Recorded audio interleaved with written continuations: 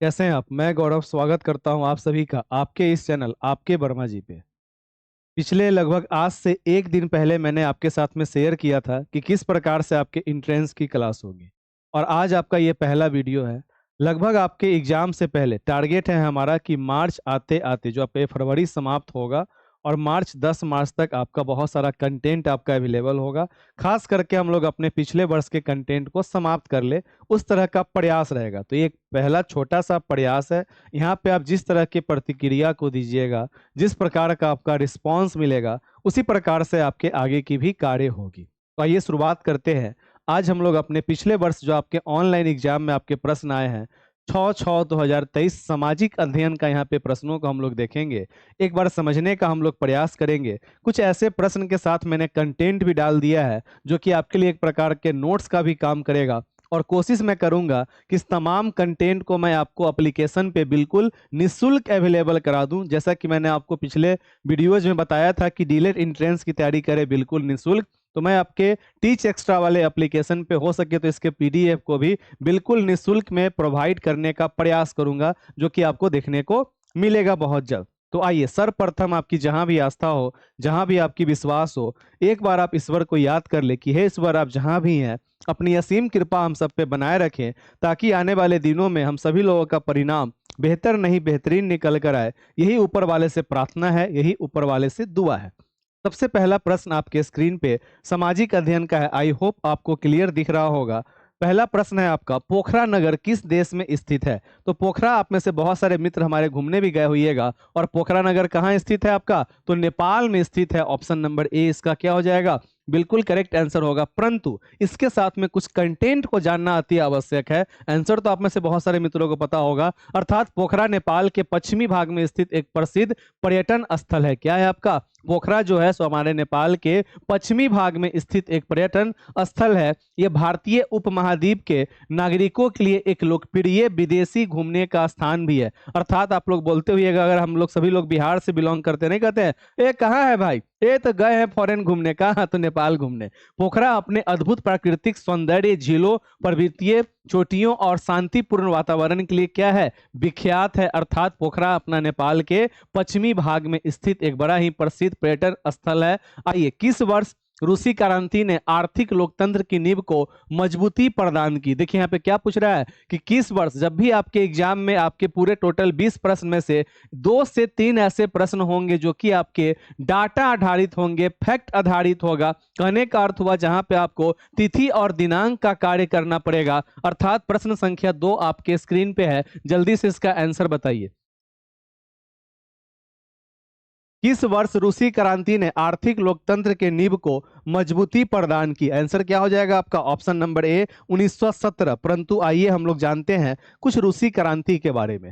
तो रूसी क्रांति साम्राज्य में राजनीतिक और सामाजिक परिवर्तन का दौर था, जो कि 1917 में शुरू हुआ। अर्थात रूस की क्रांति में उसके साम्राज्य में एक प्रकार का बदलाव जो शुरुआत हुई 17 में हुई। इस अवधि में रूस ने लगातार 2 क्रांतियों और एक खूनी गृह युद्ध कहने का अर्थ हुआ जो हमारे ही जमीन पर अचानक से होने लगता जो युद्ध, उसी को हम लोग गृह युद्ध के नाम से जानते, जो हमारे ही घर में होता है। बाद अपनी राजशाही को खत्म कर दिया और सरकार का समाजवादी स्वरूप अपनाया। रूसी क्रांति को प्रथम विश्व युद्ध के दौरान या उसके बाद हुई अन्य यूरोपीय क्रांतियों के अग्रदूत के रूप में भी देखा जा सकता है, जैसे कि 18 और 19 की जर्मनी क्रांति। अर्थात रूसी क्रांति का शुरुआत कब हुआ था? तो 17 के ईस्वी में हुआ था, 1917 में हुआ था। टेक्सोल उपयोग होता है, बताइए, बड़ा ही पॉपुलर सा ये दवा है आपका टेक्सोल। टेक्सोल बड़ा ही आपका पॉपुलर दवा है और एक पॉपुलर बीमारी के लिए पॉपुलर है। अर्थात टेक्सोल का उपयोग हम लोग किस लिए करते हैं? तो टेक्सोल का उपयोग हम लोग कैंसर की बीमारी के लिए करते हैं। आप सभी को पता होना चाहिए था कैंसर, अर्थात टेक्सोल 100 mg इंजेक्शन कैंसर रोधी दवाओं के एक समूह से संबंध रखता है। यह कैंसर कोशिकाओं को विभाजित और गुना करने में मदद करने वाले सूक्ष्म नलिका संरचनाओं के साथ हस्तक्षेप करके कम करता है। अर्थात आपने सुना होगा कि किसी को कीमो चल रहा है, कीमो वर्ड भी क्या है हमारा? तो कैंसर से संबंधित होता है। यह कैंसर कोशिकाओं की वृद्धि को धीमा करता है और अंततः उन्हें मार देता है। टेक्सोल इंजेक्शन के मुख्य इस्तेमाल स्तन कैंसर में होता है, non small cell lung cancer के लिए होता है, और पेनिक्योटिक कैंसर अर्थात अग्नाशय के अंदर जो आपका कैंसर होता है उसके लिए हम लोग इस दवा का उपयोग करते हैं। अर्थात आपका टेक्सोल 100 mg मुख्य रूप से कैंसर रोग के लिए इस्तेमाल होता है। गिलगिट, यहाँ पे गिलगिट लिखा हुआ है, यहाँ पे त होना चाहिए था, अर्थात गिलगित गॉर्ज किस नदी पर स्थित है? गिलगित गॉर्ज जो आपकी नदी है अर्थात अपना पीओके अंदर में आता है, और इस नदी का नाम क्या है अपना? तो सिंधु नदी पे आपका स्थित है। कौन सा? तो गिलगित, अर्थात आइए इसके बारे में हम लोग समझते हैं। गिलगित नदी दरिया ए गिलगित जो गिजर नदी भी कहलाती है, पाक अधिकृत कश्मीर के गिलगित बाल्टिस्तान क्षेत्र में बहने वाली एक नदी है। यह सिंधु नदी की एक उप नदी, अर्थात जिसे हम लोग क्या बोलते हैं, जो नदी जाकर एक बड़े नदी में मिल जाता है उसी को हम लोग उप नदी भी कहते हैं, अर्थात सिंधु नदी की एक उप नदी है। गिलगित शहर इसी नदी के किनारे बसा हुआ है, अर्थात जो आपसे पूछ रहा था वो गिलगित शहर की बात हो रही थी, जो सिंधु नदी के किनारे अपना बसा हुआ है। और सिंधु नदी की एक उप नदी है, उसका नाम क्या है? गिलगित नदी।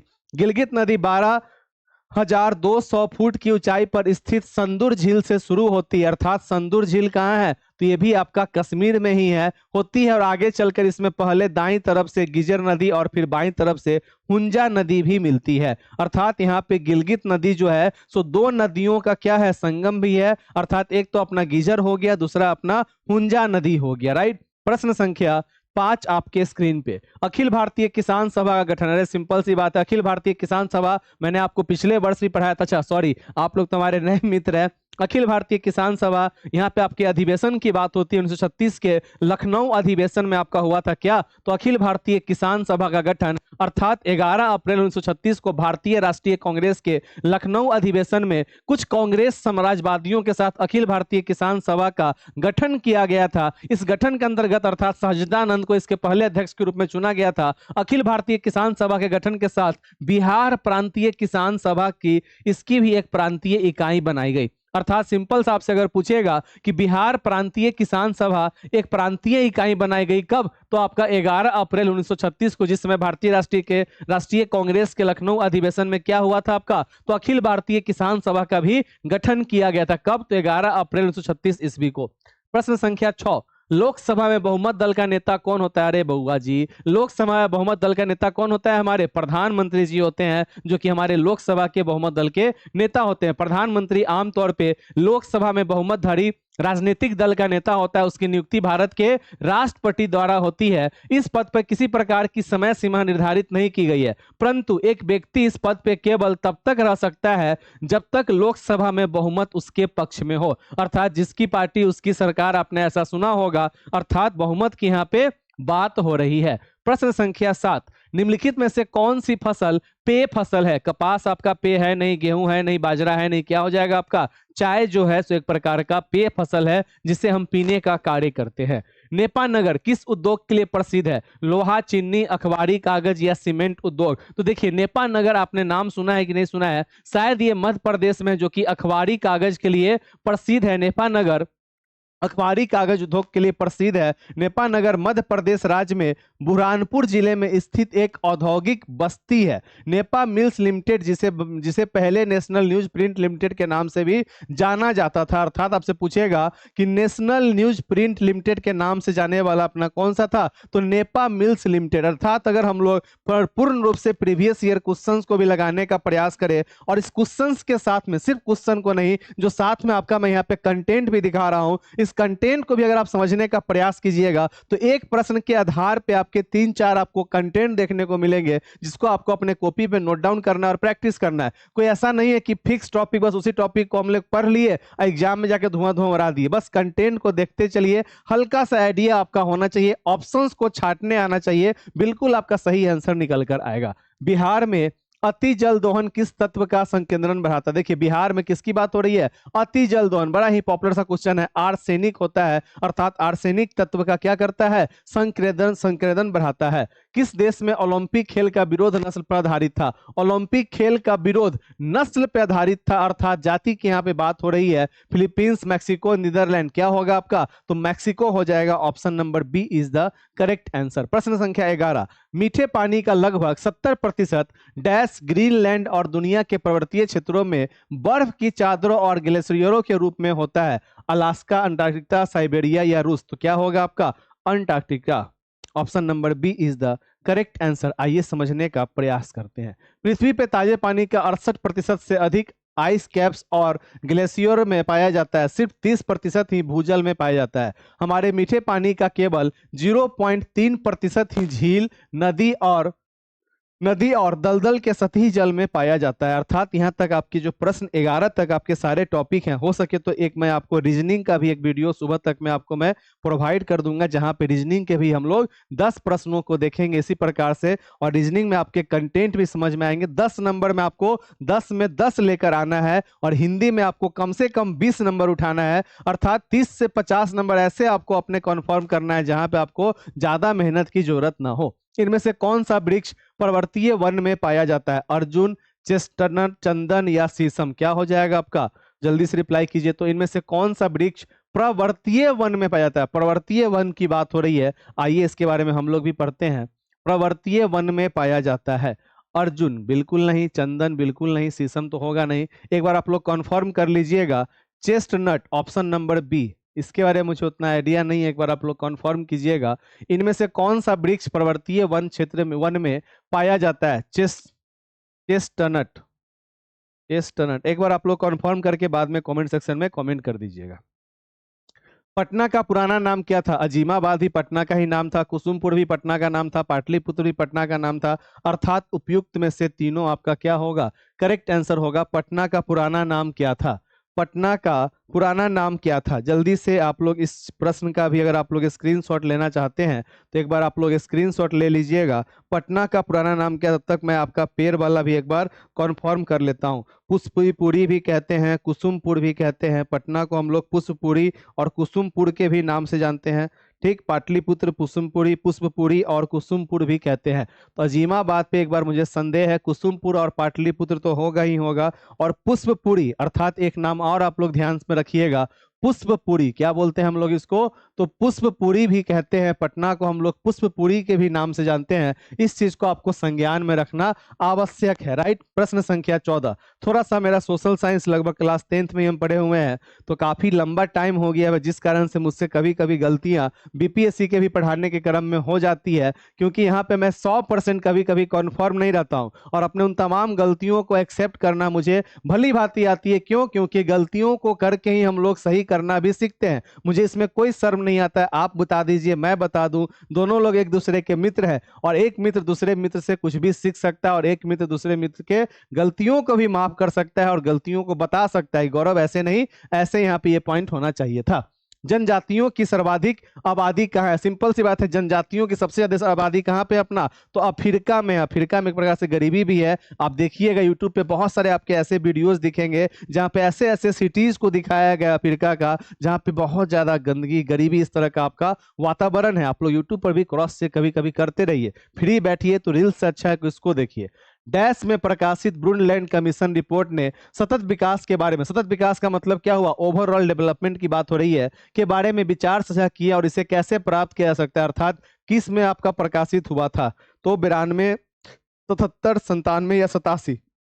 करेक्ट आंसर हो जाएगा ब्रटलैंड रिपोर्ट, जिसे अवर कॉमन फ्यूचर्स के नाम से भी अवर कॉमन फ्यूचर्स के नाम से भी जाना जाता है। विश्व पर्यावरण और विकास आयोग WCED द्वारा 87 का एक प्रकाशन था, जिसने सतत विकास के विचार को प्रस्तुत किया और विस्तृत किया कि इसे कैसे पूरा किया जा सकता है। सतत विकास की ब्रंटलैंड आयोग की विशेषता वह है विकास है जो भविष्य की पीढ़ियों को अपनी जरूरतों को पूरा करने की क्षमता से समझौता किए बिना वर्तमान की जरूरतों को पूरा करता है। जरूरतों को दी गई प्रमुखता गरीबी उन्मूलन और बुनियादी मानवीय जरूरतों को पूरा करने की चिंता को दर्शाती, इसे व्यापक रूप से समझा जा सकता है। अर्थात पूर्ण रूप से मानव का डेवलपमेंट किस प्रकार से हो उसकी बात। सतत विकास की अवधारणा ने आर्थिक और सामाजिक विकास को बढ़ावा देने के लिए रणनीतियों को खोजने पर ध्यान केंद्रित किया, जिससे पर्यावरणीय गिरावट आदि अतिदोहन या प्रदूषण से बचा सके, और इसके विकास या पर्यावरण को प्राथमिकता देने के बारे में कम उत्पादक वाद विवाद को दरकिनार भी कर दिया। अर्थात कहीं ना कहीं प्रदूषण से बचा जा सके। अर्थात मानव का किस प्रकार से डेवलपमेंट हो, मानव को विभिन्न प्रकार के सुविधाओं के लिए जो अपना कार्य हुआ, अर्थात उसी को ब्रंटलैंड रिपोर्ट कहते हैं, जो कि अपना कब हुआ था? तो 87 में प्रकाशित हुआ था, 1987 इसका हो जाएगा करेक्ट आंसर। 16, द्वितीय विश्व युद्ध का अंत कब हुआ? द्वितीय विश्व युद्ध अंत कब हुआ आपका? तो 1945 में हुआ। कैसे? तो आइए समझने का हम लोग प्रयास करते हैं। द्वितीय विश्व युद्ध का अंत आपका 1945 में हुआ था। कब हुआ था आपका? तो 1945, 7 मई 1945 को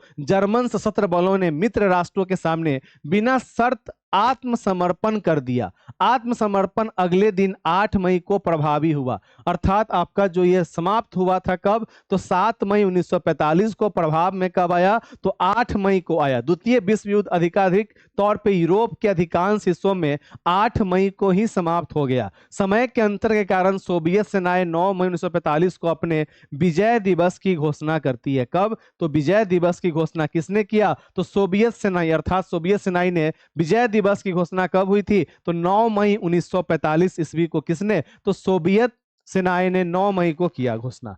यूरोपवासियों ने दिशा सूचक यंत्र का ज्ञान किससे प्राप्त किया, चीन से, रोम से, किससे किया था, तो अरबों से किया था। किस चीज का, तो सूचक, दिशा सूचक यंत्र का ज्ञान हासिल किया था। चुनावी स्पर्धा से लाभ होता है, इनमें से कोई नहीं, ऊपर नीचे हो गया है। अधिनायक बनने में, तानाशाह बनने में, जनमत निर्माण में किसकी बात हो रही है, चुनावी स्पर्धा। चुनावी स्पर्धा कहने का आपका अर्थ क्या हो गया, कि जहां पे चुनाव की बात हो रही है, अर्थात जब हम लोग जनता के माध्यम से, प्रजा के माध्यम से वहां पे निर्माण होता है, अर्थात जनमत निर्माण कहलाएगा। Option number D is the correct answer. प्रश्न संख्या 19 आपके स्क्रीन पे। मानव अधिकारों को संयुक्त राष्ट्र के द्वारा मान्यता कब प्रदान की गई, 10 दिसंबर 1950 को, 1945, 1952, 55। देखिए मानव किसकी बात हो रही है, मानव अधिकार की बात हो रही है। 10 दिसंबर 1948 को प्रदान किया गया, 10 दिसंबर 1948 को, अर्थात संयुक्त राष्ट्र के चार्टर में यह कथन था कि संयुक्त राष्ट्र के लोग यह विश्वास करते हैं कि कुछ ऐसे मानवाधिकार हैं जो कभी छीने नहीं जा सकते, मानव की गरिमा है और स्त्री पुरुष के समान अधिकार हैं। इस घोषणा के परिणाम स्वरूप संयुक्त राष्ट्र संघ ने 10 दिसंबर 1948 को मानवाधिकार को सार्वभौमिक घोषणा अंगीकार कर दिया, अर्थात उन्होंने बताया कि कुछ ऐसे मानवाधिकार हैं जिसे कोई भी कभी भी छीन नहीं सकता है। अर्थात ये कब हुआ था, तो 10 दिसंबर 1948 को। अपने अस्तित्व के दौरान 17 राष्ट्रों ने राष्ट्र संघ में सदस्यता वापस ले ली। निम्नलिखित में से कौन सा राष्ट्र संघ से अलग नहीं हुआ। ये सिंपल सा आपका जीके का प्रश्न था और आंसर इसका क्या हो जाएगा, ऑप्शन नंबर बी, भारत। अर्थात अपने अस्तित्व के दौरान 17 राष्ट्रों ने राष्ट्र संघ में सदस्यता वापस ले ली। निम्नलिखित में से कौन सा राष्ट्र संघ से अलग नहीं हुआ, और उसका आंसर क्या है अपना, Bharat. Option number B is the correct answer. अभी मैं आपको रात में ही एक और वीडियो बना दूंगा, किसका, तो इसी सेट का, आपके रीजनिंग का, जो आपके 10 प्रश्न होंगे उन 10 प्रश्नों का भी मैं क्या बना दूंगा, एक वीडियो बना दूंगा, ताकि आपका वो भी वीडियो बहुत जल्द अवेलेबल हो जाए। और मैं जल्द से जल्द कोशिश करूंगा कि सेट को मैं क्या कर दूं, तो इस सेट को मैं समाप्त कर दूं, ताकि आपका जल्दी से जल्दी सारा कुछ अपना कंप्लीट होता रहे। और रीजनिंग पे मेरा प्रयास रहेगा कि आज रात में एक वीडियो बना के आपके साथ में मैं शेयर करने का प्रयास करूं, राइट। और इस तरह से मैंने आपके साथ में 20 सामाजिक अध्ययन को डील किया। यही अगर आपकी लाइव क्लास होती तो इतना प्रश्न करने में आपका कम से कम 1 से सवा घंटा आपका समय लगता। तो अपने समय को बचाएं, ज्यादा से ज्यादा प्रयास करें, प्रैक्टिस करें, वो आपके लिए ज्यादा बेनिफिशियल है। बाद बाकी कोई भी समस्या हो, किसी भी तरह का डाउट हो, तो आप मेरे साथ कॉल कर सकते हैं सुबह में 8789666040 पे। और एक चीज ध्यान रखिए, जैसे ही आपका डीलेट एंट्रेंस का एग्जाम समाप्त हो जाए, उसके बाद आप लोग भटक जाते हैं, क्यों, क्योंकि आपको पता नहीं रहता है। तो बिहार डीलेट का पूर्ण रूप से आपका पढ़ाई चलता है एईपीएस वाले चैनल पे। आज ही सब्सक्राइब करके रख लीजिए, भविष्य में आपको काम देगा। सीटेट आपको आगे करना पड़ेगा और बीपीएससी भी आगे पढ़ना पड़ेगा। इसकी पढ़ाई चलती है आपके टीच एक्स्ट्रा यूट्यूब चैनल पे। इस दोनों चैनल को आप आज ही सब्सक्राइब करके रख लीजिएगा, क्योंकि आगे चल के जब आप लोग डीलेट में एडमिशन लीजिएगा, 2 वर्ष का कोर्स कीजिएगा, तो एईपीएस फिर आपका सीटेट और बीपीएससी के लिए टीच एक्स्ट्रा, और यही आपका एप्लीकेशन का भी नाम है। एप्लीकेशन को डाउनलोड कर लीजिएगा, टीच एक्स्ट्रा एप्लीकेशन को। और मैं एक बार बात कर लेता हूं इंजीनियर साहब से कि भाई डीलेट एंट्रेंस का हमको बिल्कुल फ्री में क्या करना है, बिहार डीलेट एंट्रेंस का हर एक विषय का जो भी मैं आपका वीडियो लूं, उसका पीडीएफ भी मैं आपको अवेलेबल करा दूं, ताकि एक जगह आपका एप्लीकेशन पर रहे, जिससे आप बाद में भी पढ़ सके। आज रात में ही बात करके हम लोग इसका भी काम करते हैं, ताकि आपको पीडीएफ भी बिल्कुल निःशुल्क प्राप्त हो सके एप्लीकेशन पे। चलिए बाय बाय, फिर मिलते हैं हम लोग अपने नेक्स्ट क्लास में। तब तक के लिए शुभ रात्रि, गुड नाइट।